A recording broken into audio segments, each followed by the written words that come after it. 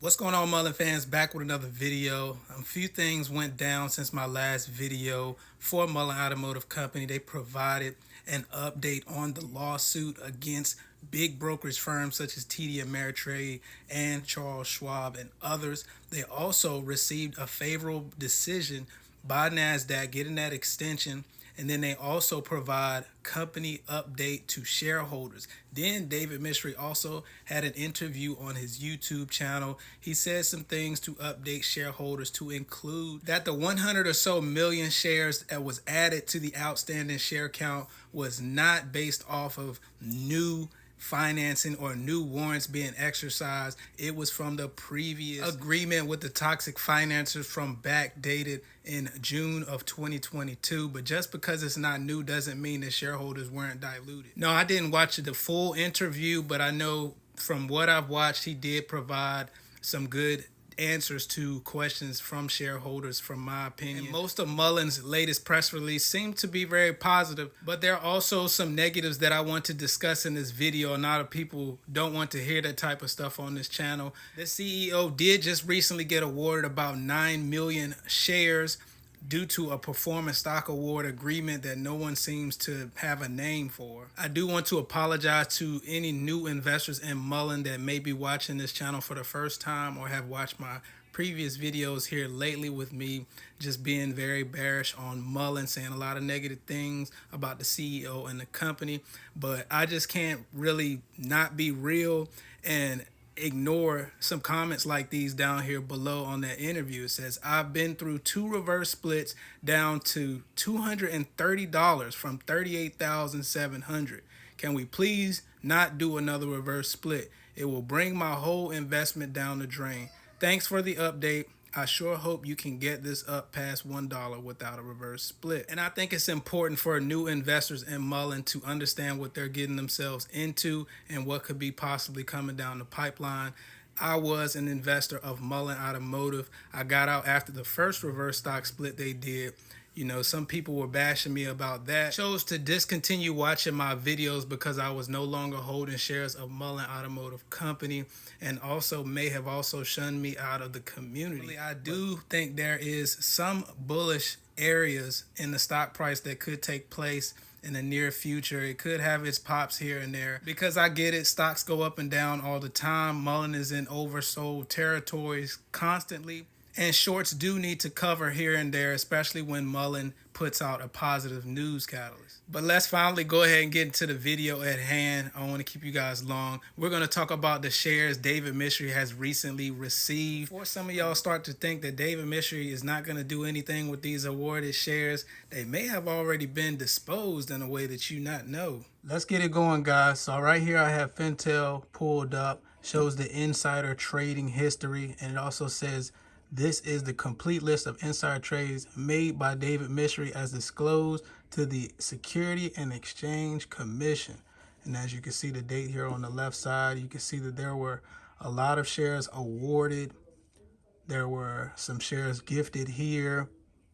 And you can see G popping up a lot, especially in the beginning time frame of 2022 and also going into this year. There were big awarded transactions like this 44.8 million. There's also big gifted transactions, 17.9 million and 12.3 million. Overall, as you can see, there were a lot of awarded and gifted shares throughout 2022 going into 2023. And you know, if you don't know by now, that the toxic financiers involved with Mullen, the Isusa Holdings and Aquitas Capital, they are the majority shareholders of Mullen. David Mystery just got awarded 9 million shares via a Form 4 with the Security and Exchange Commission, but he is still not the largest shareholder of the company as the CEO. Now, I have been hearing, and that there is speculation that David's been gifting these shares to these toxic financiers. But that hasn't been confirmed, although it is fishy that they have majority of the shares amongst themselves. Now let's go to the filing. You see Mullen Automotive SEC filings Form 4. And you can see that the date it was filed on, but it covers the period of October 10th about a month ago. It's covering a period that's almost a month ago.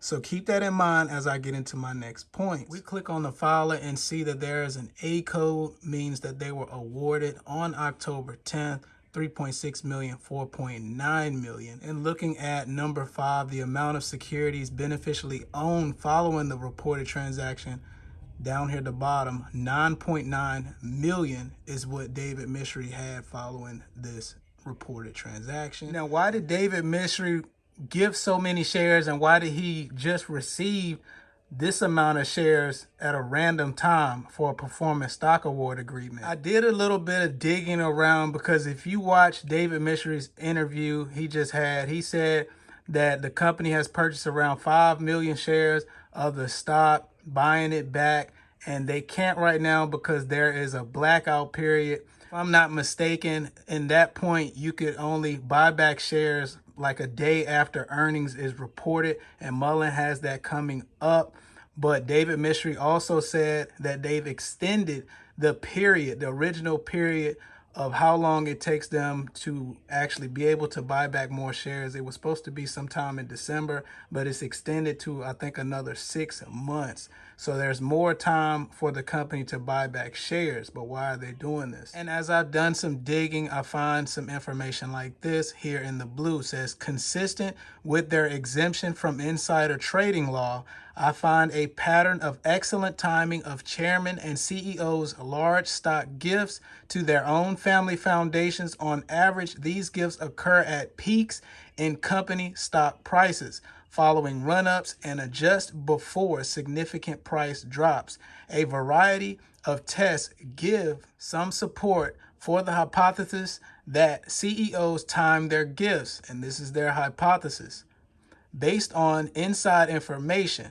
For instance, a few CEOs make gifts of stock just before adverse quarterly earnings, a time at which company blackout periods would almost always prohibit open market sales.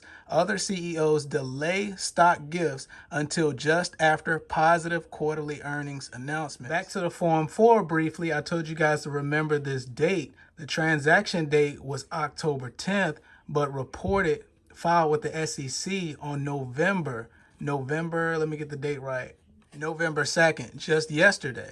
But we go back over here to where I was reading, and you'll see that in addition, tests used to infer the backdating of executive stock option awards yields results consistent with the backdating of CEO's family foundation stock gifts. Now, that example was if the CEO was gifting company stock to a family foundation. Is David doing that? I'm not sure.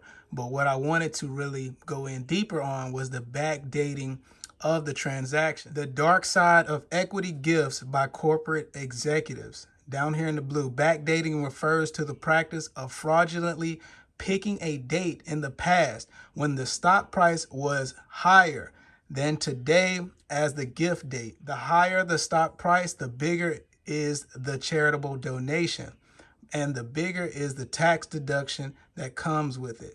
Other games involve spring loading and bullet dodging. Spring loading refers to the practice of accelerating the release of good news so that the stock prices rise before the gift date. The preceding rise in stock price when the good news is announced immediately increases the value of the gift and thereby the tax deduction. Bullet dodging refers to the practice of delaying the release of bad news so that the stock price declines after the option grant date and not before. The subsequent decline in stock price ensures that the value of the gift and thus the tax deduction is not hurt by the bad news. So is Mullen backdating these gifted shares for a specific reason? Is it for a family foundation, or is it for these toxic financiers they're involved with? Because as you can see, some of you may remember me doing this chart a while back. I haven't changed. I had that red line at 45 cents. But as you can see that on this gifted share transaction date of October 10th, you can see down here on my screen at the bottom, it says 10/10, October 10th. And you can see that the stock started to decline at 45 cents. and days after until it drifted down to 22 cents. It was hovering at that 45-cent mark for a while. Let me know you guys' thoughts on the information provided in this video. Appreciate you all watching to the end, and I will catch you in the next video. I'm gone.